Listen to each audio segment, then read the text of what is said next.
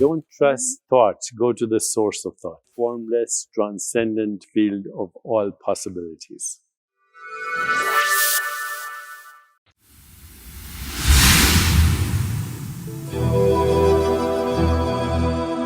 My name is Alan Steinfeld, and my program is called New Realities.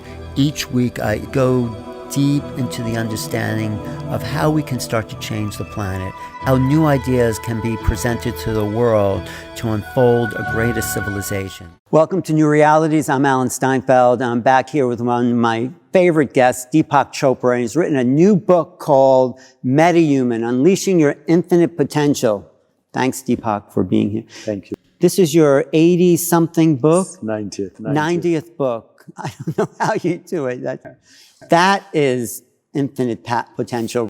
But in this book, because I've interviewed over the last couple of years about consciousness and its presence, this book you sort of put together new concepts. So I break it down into the idea of being present, the awareness of awareness, and then accessing the unknown. That's how I put this together. So let's talk about that first part. To be a metahuman, to live in a meta-reality, means a sense of being. Is that how you would define it? A sense of being, and also going to the source of all knowing and experience. So what you're experiencing is knowing and experience. What's the source of this? So what's the source of thought? What's the source of perception? What's the source of imagination? What's the source of creativity, insight, higher calling? What is the source of every mode of knowing and experience that we call everyday reality? What is that? It's the mystery of the unknown. How do you get to the source of that? You start with the source. The source is the beginning point. As T.S. Eliot said, we shall not cease from exploration. And the end of our exploring, we arrive where we started from and know the place for the first time. So right now, what we call science, which is a system of thought, is very effective in creating technology. In fact, we're using the scientific method to speak to the world right now. Right. But what is the source of this system of thought, including science? Ever since humans became storytellers, they started with gossip, they moved to religion and cultural mythology, then philosophy, then theology and doctrine, now science. But science is a system of thought in human consciousness. Right. And what we are coming to is an impasse, if you will see, in science. The two most fundamental questions in science today: what is the universe made of? The best answer is it's made of nothing. Now, we don't have to go into detail of that. I address that in my book, You Are the Universe. Yeah. But the universe is made of nothing. Second open question in science: what's the biological basis of consciousness? They are struggling because there's no biological basis of consciousness. Consciousness is what assumes itself as biology. Biology is an experience in consciousness. Right. Consciousness is beyond biology. It's biology that accesses consciousness in order to communicate it. Actually, even biology is a human construct. There's no such thing. There's no such thing as matter. There's no such thing as energy. There's no such thing as information. But we are here, are we? Embodied, in form. I mean, it appears to be. It appears to be. We are not embodied, though. The raw material of experience, which is sensations, images, feelings, thoughts, perceptions. This raw material of experience that we're having right now has no geographical location in space-time and does not exist in the theater of space-time and causality. Number one. Number two, the source of this is also invisible and infinite and inconceivable because it has no form. So the only thing that's really happening is the formless is assuming form, and every form that it assumes is actually a phenomenon. Okay. Every form it assumes is a phenomenon, And the phenomenon is excitations of consciousness. The subtle excitations of consciousness we call mind. The gross excitations of consciousness we call the body and the physical world. But those are human concepts for human modes of knowing and experience in an infinite consciousness. So every experience is like a flashpoint. It's a snapshot of experience. The thing that holds them together is being, which is the only constant. We call that I. I was a child. I was a baby. I was a toddler. I was a zygote. I was an embryo. I'm this now, and I'm having this experience. I am is the only constant in the midst of these changing experiences. So if you can see it, touch it, taste it, smell it, conceive it, imagine it, conceptualize it, it's not real, period. It's a projection, a finite projection of the infinite being, which is you prior to your conditioned mind. Right. And that conditioned mind is through religion, through history, through economics, through you name it, through science. But I get that, because with meditation, you get the transcendent awareness that you're not anything but consciousness. But most people out there still think their history, their memories, their experiences. So how do you make the bridge to those people? Like, you can't just tell them, they have to have an experience of transcendence. Yeah. So in the book, I talk about something called the direct experience. Direct experience is always yourself experiencing yourself as sensations, images, feelings, thoughts, perceptions, which are excitations of yourself.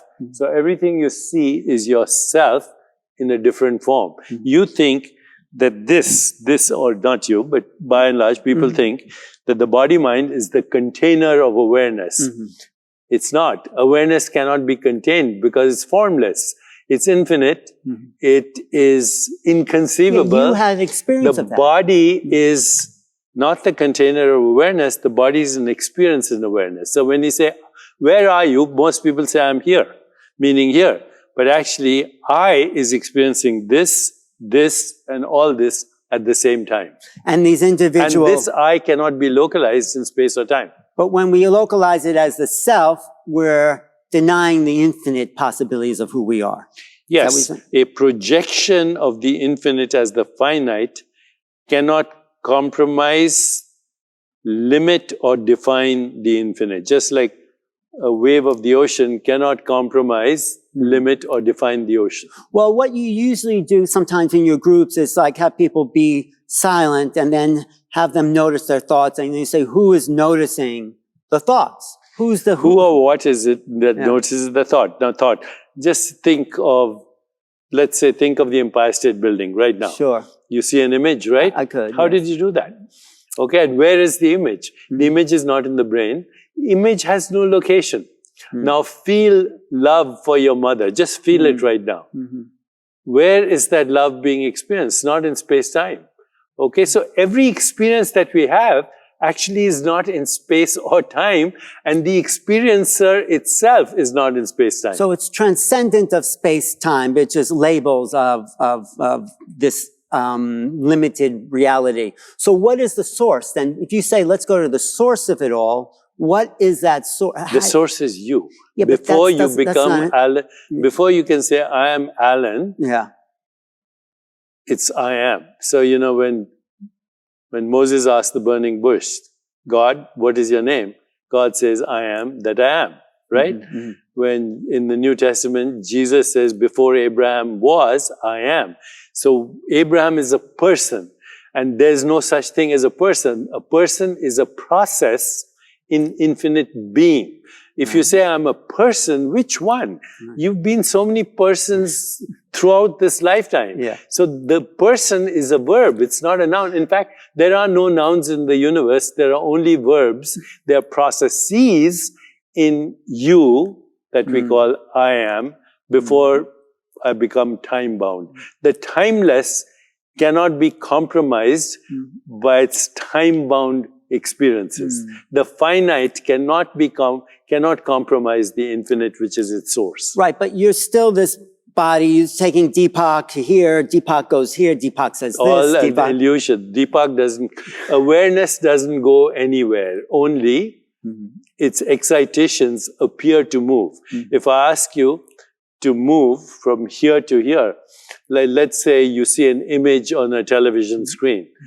The image actually doesn't move on the screen. Only electrons and photons go on and off in a certain pattern, and the movement is an illusion. So too, awareness doesn't go anywhere, never leaves home. Only its excitations are such that they give us the illusion of space-time causality in the theater that we call this material reality. But there is no such thing. So living this way is the meta-human, but with that awareness of living this way frees me from all constructs, allows me to create any construct I want. I recognize that I, the observer of experience, is not bound by experience. The awareness of a thought is not a thought. The awareness of perception is not a perception. The awareness of any experience is not the experience. So you, as awareness, are intrinsically free from everything that you perceive. So there's a moment I remember in my spiritual journey where I met a teacher, and in that moment, I felt like I was greater than my body. In that moment, I was aware that I was beyond the body. You experience your body as transparent, luminous, formless, yes, in a world of light. But the light is not these photons. The light is the light of awareness. And you said in your life, you worked hard as a doctor, you're under a lot of stress. There must have been a moment where you had that perception of awareness. Really, it's like it's a fruit that keeps ripening and one day it falls. So I started with internal medicine, endocrinology, neuroendocrinology, mind-body medicine, integrative medicine. And then suddenly I realized these are all models. Here, human models, useful. Models are useful, but they are not reality. What is reality is that which gives rise to these models. But that was a realization in a moment, boom, like, wow. Wasn't it? But you have to be thinking and contemplating and reflecting. So my journey has been one of self-reflection, self-inquiry, transcendence, awareness of mental space, which is sensations, images, feelings, thoughts, awareness of the body, and recognizing that the body is just an intermittent stream of perceptions and sensations. It doesn't actually exist. And then awareness of the web of relationship, and ultimately awareness of the relationship with that which we call the universe, which is our own projection, and then awareness of awareness. That's the key. Once you go there, then there is transcendence into the field of infinite possibilities. There's the emergence of Platonic values like truth, goodness, beauty, harmony, love, compassion, joy, equanimity, and the complete and total loss of that which we call the fear of death. So each book I get from you is a deepening of this kind of awareness that's coming to you. As the Beatles song says, the deeper you go, the higher you fly. The one thing, though, is when you become aware of awareness, it doesn't mean you stop feeling. It doesn't mean you stop having emotion or you're detached from life, because it could mean that for some people. I think we're here to be embodied, to feel the experience of life. You can choose your emotions, but you cannot be victimized by them. When you're metahuman, you can feel the fullness of what are called divine emotions, love, compassion, joy, equanimity, but you're not bound by them, as you are not bound by any experience. The binding of experience is called karma, and karma takes the infinite and then recycles it as the finite till it evolves back into the infinite. So you're aware of the feelings, the emotion. You're not caught by them. You're not indulging in them. I choose my emotions. You can choose them, but they also arise in reaction to the They world. arise, but you're not victimized by them. You're not victimized. What happens is you have sharper memory, but you're not victimized by memory. You have clarity of emotions. You have no melodrama. Right. You have creativity. And you also surrender to uncertainty, because that realm of uncertainty is the crucible of creativity. If everything was fixed, You'll be an algorithm, which most people are. They're biological robots. Well, let's talk about that part of the book, because creativity, the source, like there's a line by Tagore you mentioned that people, the infinite just comes all the time. What William Blake says, eternity is in love with the productions of time. And how do we tap into that? It comes from the gap between thought, the gap between thought, the gap between perception, the gap between you and me, the gap between me and this theater, this infinite space. This is, if you took out all the objects from this room and from everywhere, even space-time would disappear. The technical word for this is Chit Akash. Chit means consciousness, Akash means infinite space.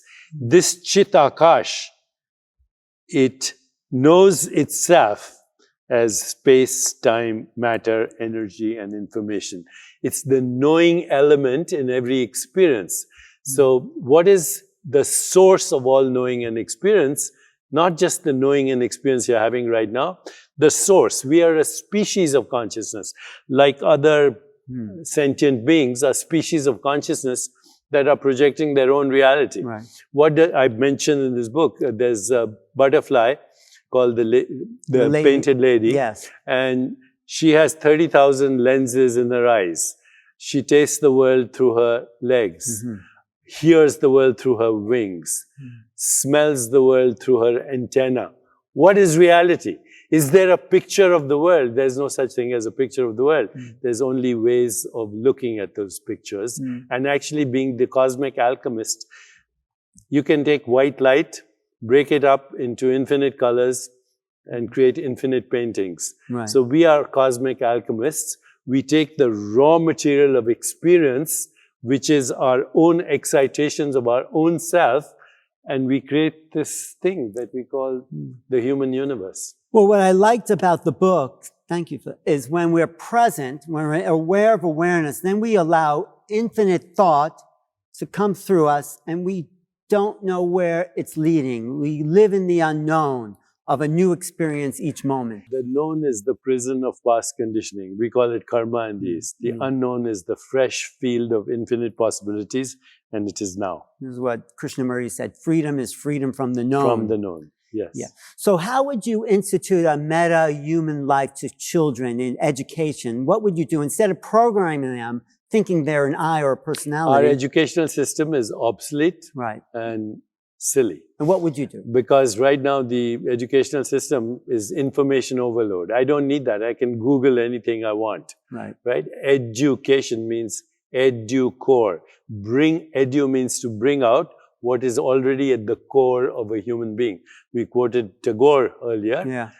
Every child that is born is proof that God has not yet given up on human beings. So what would you do as far as education? How would you restructure an education so children could be aware of awareness and allow the creative flow in? I would teach children mindful awareness of perceptual experience, mindful awareness of their body, mindful awareness of what's happening inside their body, mindful awareness of mental space, of sensations, images, feelings, and thoughts, mindful awareness of the web of the ecosystem of existence, mindful awareness of the relationship with the universe, and ultimately awareness of their own being. And that would change the world, wouldn't it? That would help us create a more peaceful, just, sustainable, healthier, and joyful world. Because that's what I want to know. I mean, you wrote this book, great, but we have a lot, we're at a crossroads in history, in environment. Extinction or the leap into metahuman. So how does metahuman, how do these words, these ideas change that one path to a destruction? If the world is a projection of our mind and our conditioned mind, then by deconstructing what we assume to be reality, we can participate in the creation of a new reality. That's your program, New Realities. Thank you. Still, we have environmental problems. The Earth is at the brink of mass extinction. What is the practical way? The problem is right there. Environment. There's no such thing as an environment. It's your extended body. Yeah. And, this air is your breath. And those trees are your lungs. The earth is recycling as your body. The rivers and waters are your circulation. The atoms in your body are stardust that is recycling right now. So you have a personal body, you have a universal body. They're both equally yours. To call that the environment is already creating the subject-object split. We need that inner transformation, which is a spiritual transformation, and then everything will happen spontaneously. Otherwise, it's just words. Well, that's one of the best things I've heard you say. I mean, in the sense that our bodies are, the earth is our body, an extension of who we are. We are an activity of the universe looking at itself through a human nervous system. This is an observation deck for the universe to look at itself. Why do we get people who are bent on destruction then, if this is the same mechanism? Our collective projected conditioning has created an insane world. Yeah. Insane world. Where there is war, terrorism, eco-destruction, poison in the food chain, mechanized death, drones, mass migrations, and national leaders who are gangsters and thugs. So this is, if you don't agree this is insanity, then you're declaring your own insanity. No, I agree. No, I'm not saying you personally. I know, but I mean, I think people... This is an insane world. But what do?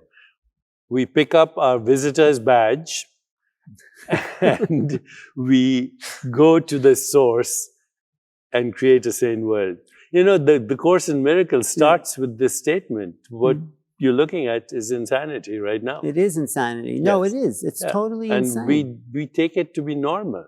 This is the psychopathology of the average that we call normal.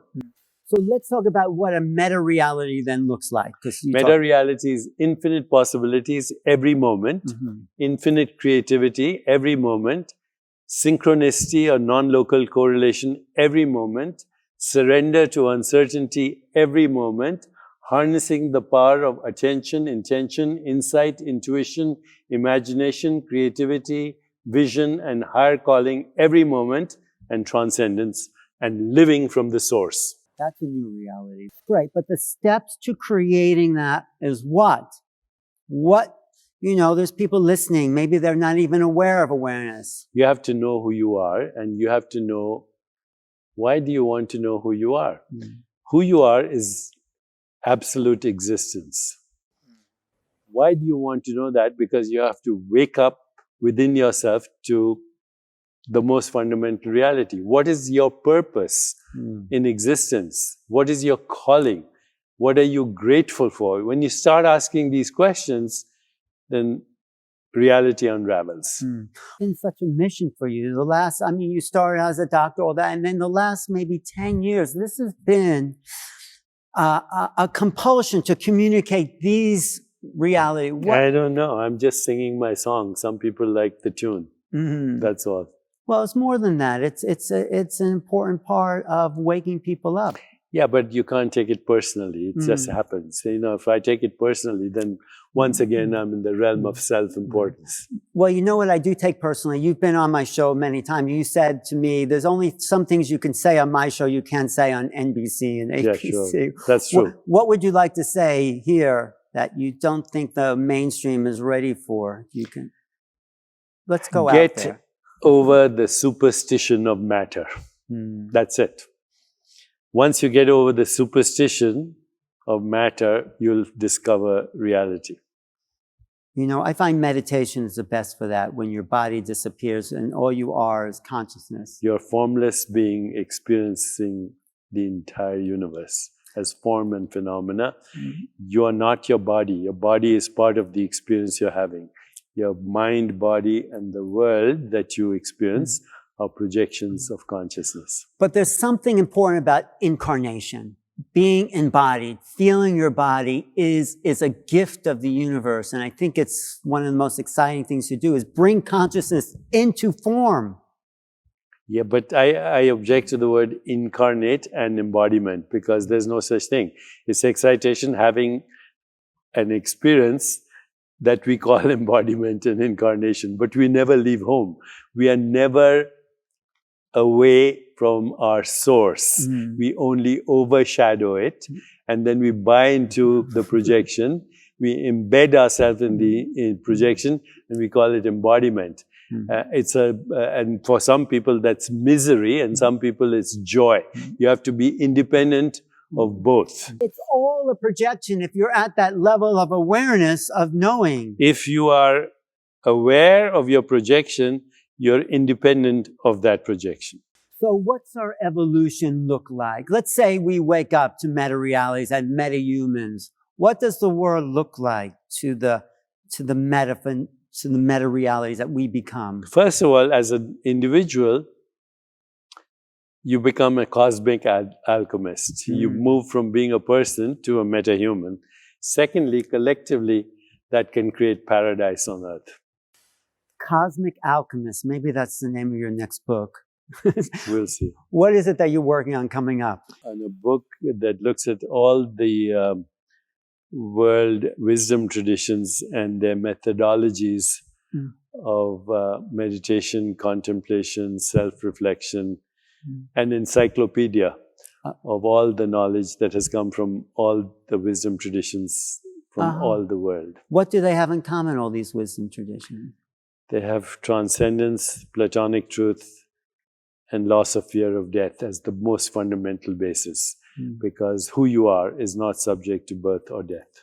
Oh, you're also putting on a conference, the Sages and Scientists Conference. Yes, it's in November 14th to 17th. We have luminaries coming from all over the world, scientists, cosmologists, mathematicians, experts on consciousness. And how can they find people watching, find this? Just go to choprafoundation.org and you'll see Sages and Scientists in Bentonville, Arkansas. I also want to say we're sitting here at the United Palace Theater, which is a beautiful 3,000 seat space up uptown 176 in Broadway. Thank you. This is Alan Steinfeld for New Realities. Go to my website, newrealitiesevents.com. Deepak, thanks for your time. Thank you, Alan, as usual. Yes. You're great. Thank you. Well, I enjoy doing this because I want to know. Hearing this message enough times, it starts to sink in. Don't trust thought. Go to the source of thought. And the source of thought is what? Is infinite being. Infinite, formless, transcendent field of all possibilities. The immeasurable potential of all that was, is, and will be. Now. So be it.